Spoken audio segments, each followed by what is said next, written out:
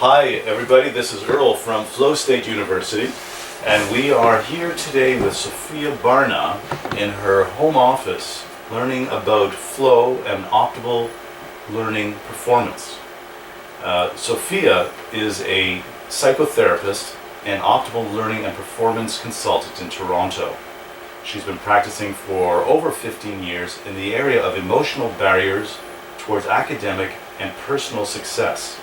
She's also the developer of academic enhancement therapy and is an international presenter and trainer on psychotherapy and optimal learning and performance. Good morning, Sophia. How are you today? Oh, I'm excellent. I'm almost in the flow.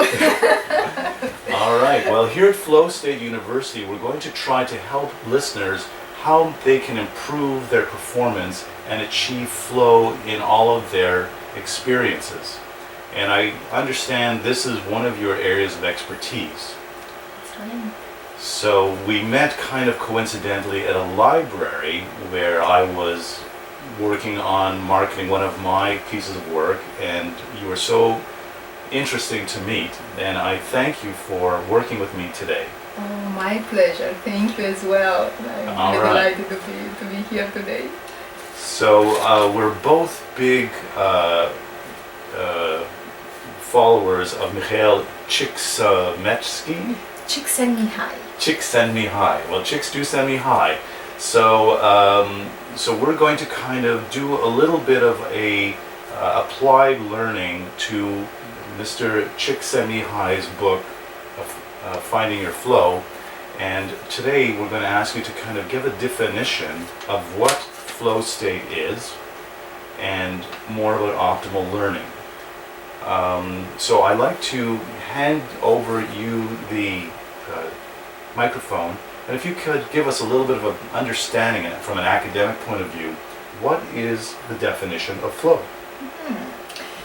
Thank you. So yes, Earl, as you're saying, the concept of flow was defined by originally the Hungarian psychologist Mihaly Csikszentmihalyi.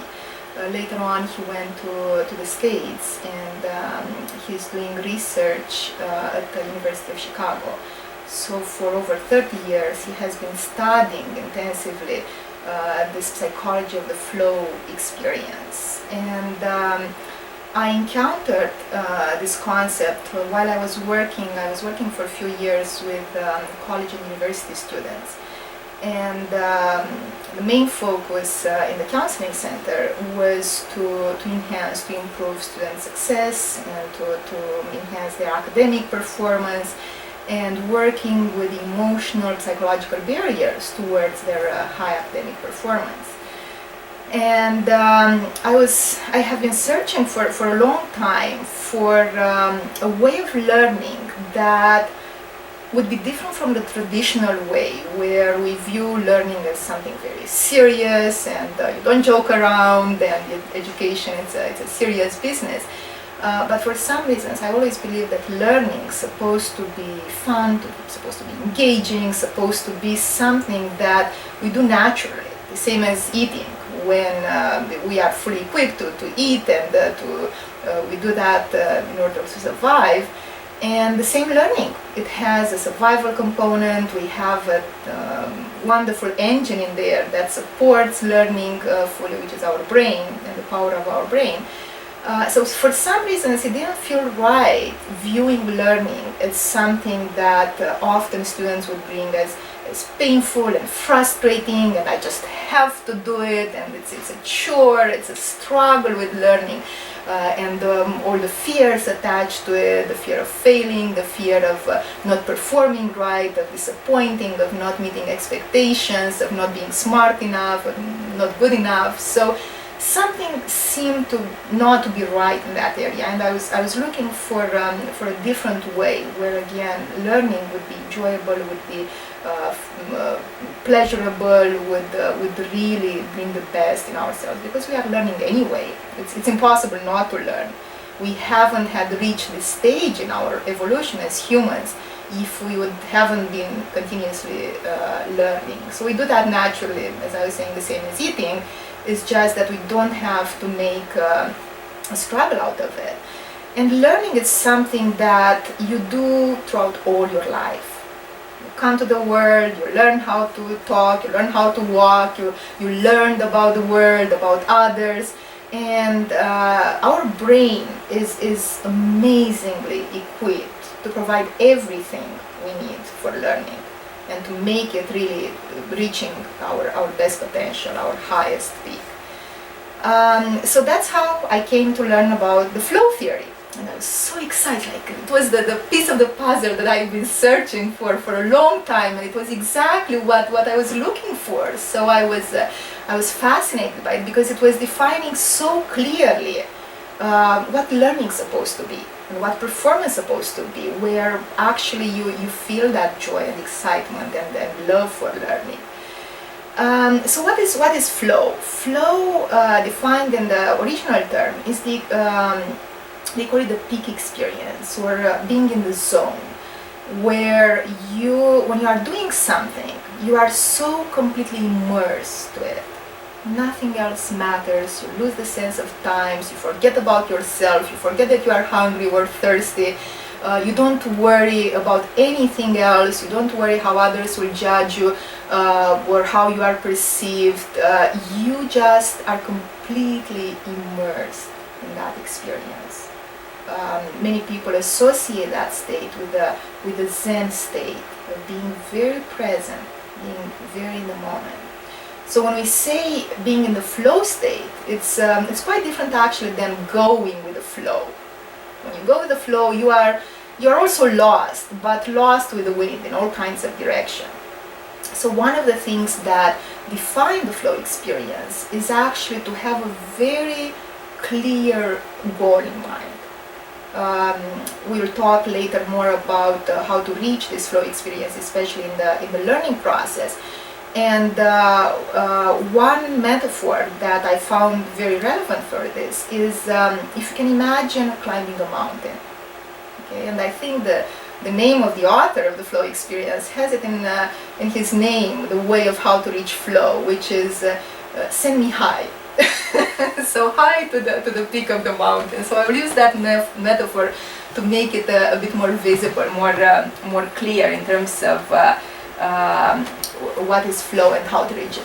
So some of the components of flow are actually quite positive, and the flow experience is often very related to the happiness experience.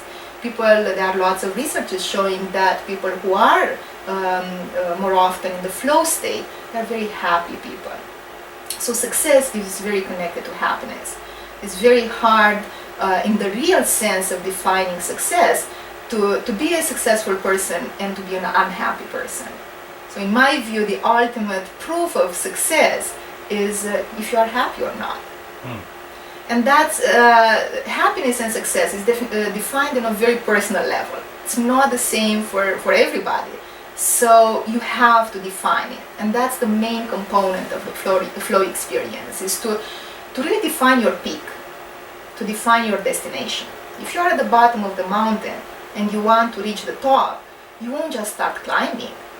You will really define where you want to get. And that's very important and that makes a difference from what I was saying before, that being in the flow state is different than going with the flow, the expression going with the flow. Mm-hmm. So you set your goal, you set the peak of the mountain that you want to reach, and then eventually you look on the map and you find a way to get there. So if I could kind of give an example, and I've written a little book about skiing and martial arts. I love your book. That's what actually got us connected, your book, so it was wonderful. So I seem to connect to the concept of flow through different sports, and I have been a believer that there's a connection between high performance athletes and spirituality. I completely believe that as well. Yes. And I kind of, always seem to find high-performing athletes, and I found them very spiritual. And so I got fascinated with this concept about achieving high performance by being more spiritual. So you see it in the martial arts world, you see it, in the sports world, and so my understanding is that when you are working at something and you have kind of a visualization of what it should be, and the moment that your body starts to perform according to your visualization, then you've reached flow. Is that an accurate?